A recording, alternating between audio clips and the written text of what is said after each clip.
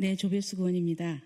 이재명 더불어민주당 대통령 후보의 공직선거법 위반 혐의에 대해서 지금 이게 기일이 연기가 됐습니다만 고등법원의 그 바른 판결을 촉구하는 시국 선언을 하도록 하겠습니다.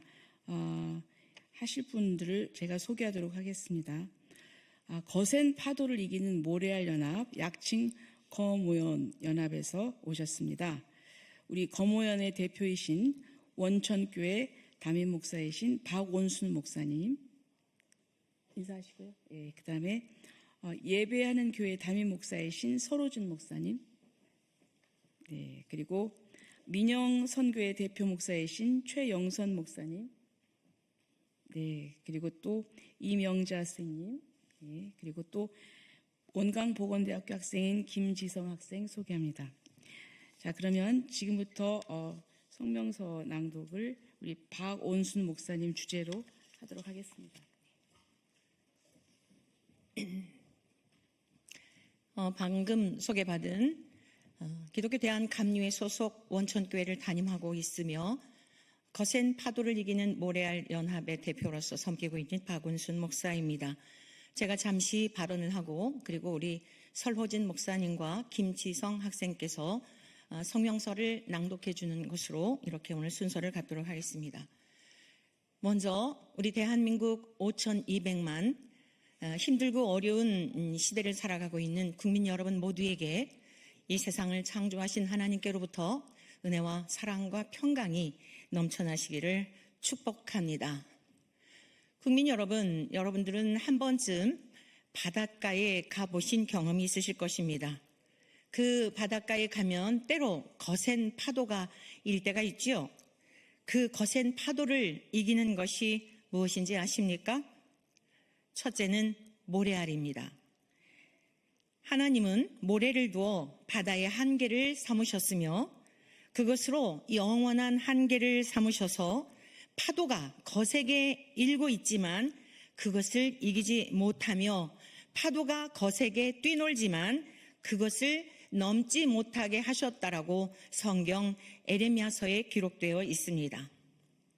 모래알은 매우 하찮아 보이는 존재감도 없어 보이는 그러한 피조물입니다. 그런데 그 모래알들이 거센 파도를 이김으로 무태에 살고 있는 우리의 가족을 지키고 대한민국을 지키며 인류의 역사가 존속되어 왔던 것입니다. 또 하나 바닷가에 가면 우리가 눈에 띄는 것이 방파제입니다. 거센 파도를 이기는 또 하나는 방파제가 있다는 사실입니다. 파도는 엄청나게 강한 에너지로 암석을 부수는 힘을 가지고 있다고 하지요.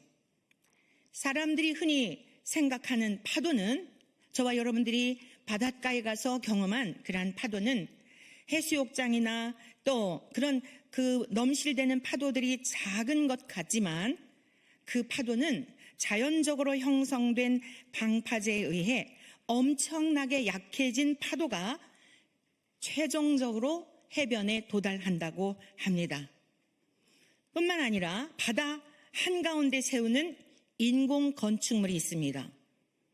인공 건축물인 방파제가 없다면 이 톤 단위의 엄청난 유체인 바닷물이 쉬지 않고 부딪히기 때문에 계속해서 엄청난 충격을 받는다고 합니다.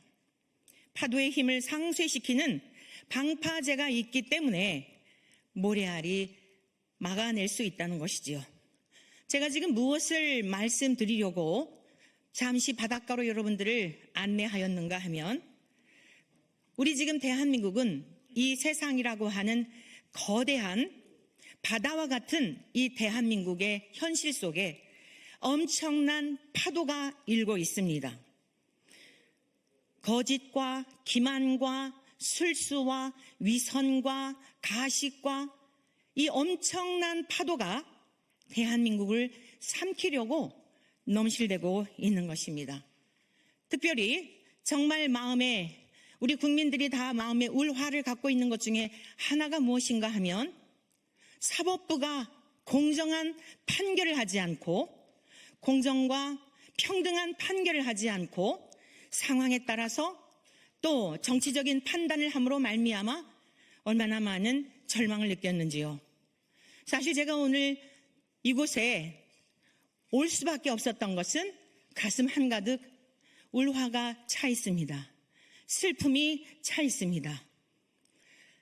거센 파도를 막아주어야 할 사법부가, 방파제 역할을 해야 할 사법부가 그 파도와 함께 춤을 추고 널뛰기를 하는 그러한 일들로 인하여 힘없는 우리 국민들, 대다수의 국민들은 한 알 한 알 모래알들은 바라보고만 있어야 하는 이러한 현실 속에 지금 우리가 살고 있습니다. 그래도 정말 감사하게 근본의 대법원장님, 조희대 대법원장님을 비롯해서 9분의 법관님들께서 권력과 다수의 바람 앞에 굴하지 않고 이제 나름대로 아쉬운 부분이 있지만 파기자판을 했더라면 어땠을까라고 하는 아쉬움이 있지만 그래도 공정하게 법대로 이렇게 판결한 것에 대하여 위안을 얻고 많은 국민들이 다 밖에 나와 소리내지는 않지만 그래도 아직 우리 사법부가 무너지지는 않았다라고 하는 그러한 위안을 얻게 되었다는 것을 말씀드리고 싶습니다.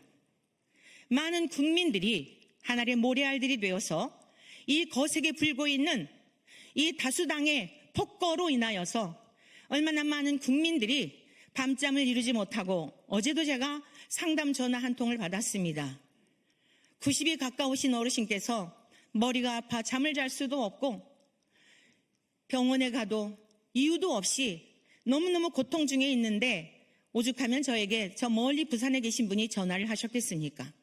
언제부터 그러하셨습니까? 라고 여쭈었더니 작년 12월 개헌 사태 이후에 이제 헌법재판관들의 그 불이한 판결을 비롯하여 뿐만 아니라 이재명 민주당 대선 후보의 1심의 유죄가 2심에서 무죄로 선고되고 이러한 상황들로 인하여 그 모든 것들이 연루되어 있는 것을 알게 되었습니다. 대한민국의 방파제가 되어야 할 사법부의 판사님들, 공의가 무너지면 대한민국은 소망이 없습니다. 여야를 떠나서 국회의원님들, 여러분들은 대한민국의 거센 파도를 막아내도록 하나님께서 여러분의 위치에 여러분들을 세우셨다는 사실을 기억해 주시면 좋겠습니다. 거센 파도, 쉼 없이 몰려드는 탐욕과 야욕과 이 세상의 열망에 대한 좀 더 높이 올라가고 좀 더 많은 것들을 취하고자 하는 이러한 야망을 버리지 아니하면 그 넘실대는 파도에 방파제까지 함께 춤을 추고 널뛰게 한다면 무태 살고 있는 사법부 여러분들, 여야 국회의원들, 정치가 여러분들, 위정자들의 여러분들의 많은 가족들이, 여러분의 형제들이, 여러분의 친구들이 무태 살고 있다는 사실을 명심하십시오. 방파제 역할을 다하지 않으면 국민 여러분, 우리 모두도 한 알 한 알 내 한 사람이 무슨 힘이 있다라고 생각하며 여러분들이 스스로를 비하하고 관망만 한다면 우리 대한민국 무튼 어찌 되겠습니까? 우리 후손들은 어찌 되겠습니까? 자유민주주의 대한민국이 지금까지 우리 선조들의 헌신과 순국 열사들의 자신을 깨뜨려 부서뜨린 이러한 헌신으로 말미암아 우리가 이토록 자유를 누리고 살고 있는 이 평화로움을 우리 후손들에게 정녕 물려줄 수 있다고 생각이 되십니까? 방파제는 그 특성상 소모성이 있다고 합니다. 저는 이것에 대한 것을 살펴보면서 국회의원의 임기도 있고 판관들의 임기도 있고 대통령의 임기도 있고 아니 우리 인생에 모든 임기가 있다는 것을 기억해야 된다는 것 꼭 기억해 주시면 좋겠습니다. 영원하지 않습니다. 잠깐뿐인 우리네 인생길에 여러분 이후에 우리를 창조하신 하나님께서 바다의 경계선, 파도가 거세게 이나 그것을 이기지 못하도록 모래알을 두시어 지키게 하신 하나님의 엄중한 심판이 있다는 것을 기억하셔서 이재명 대선 후보를 비롯하여 여야 모든 대선 후보에게 진심으로 부탁을 드립니다.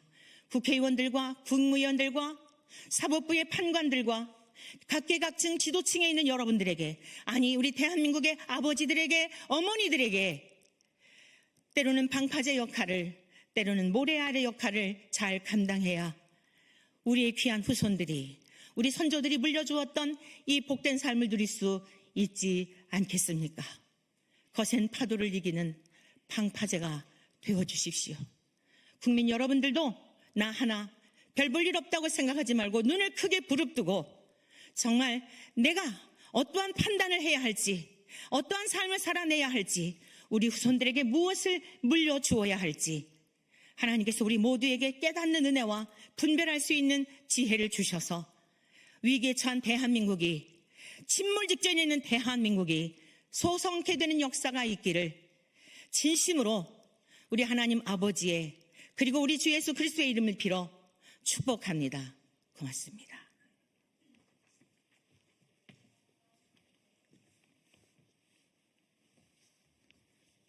대한민국의 미래와 국민은 안중에도 없는 더불어민주당의 폭거를 규탄한다.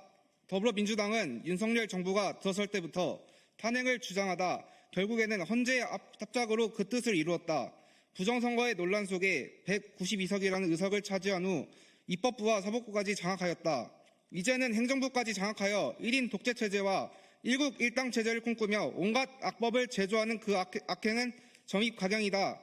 더불어민주당의 이재명 대선 후보는 수년 전 공직선거법 위반으로 국회의원도 당대표도 될 수 없었다. 그러나 자의적으로 재판기한인 633 원칙을 위반하고 26개월 동안 회피하더니 결국에는 대선 후보까지 되었다. 이에 대법원은 법과에 대해 헌법에 따라 파기 재판을 선고함이 마땅하나 어떤 의도인지 고등법원에 파기환송을 하였다. 이에 민주당은 대법원장 및 대법관들을 향해 정치적인 판결이라는 아수 인수격 해석하에 차마 눈뜨고 볼 수 없는 온갖 겁박으로 고등법원의 판결에까지 영향을 미치고 있다. 결국에는 파기환송심에 대한 고등법원의 5월 15일 1차 선고 공판을 6월 18일로 미루게 하였다. 아연시색할 수밖에 없는 것은 선고 공판을 미루게 한 당일 5월 7일 국회 행정안전위원회가 전체 회의에서 허위사실 공표죄의 구성 6건 중 행위를 삭제하는 내용의 공직선거법 개정안을 더불어민주당 단독으로 통과시켰다. 개정안이 본회의를 통과해 공포되면 해당 내용이 사라지면서 이 후보는 법조항 폐지로 처벌할 수 없게 된다.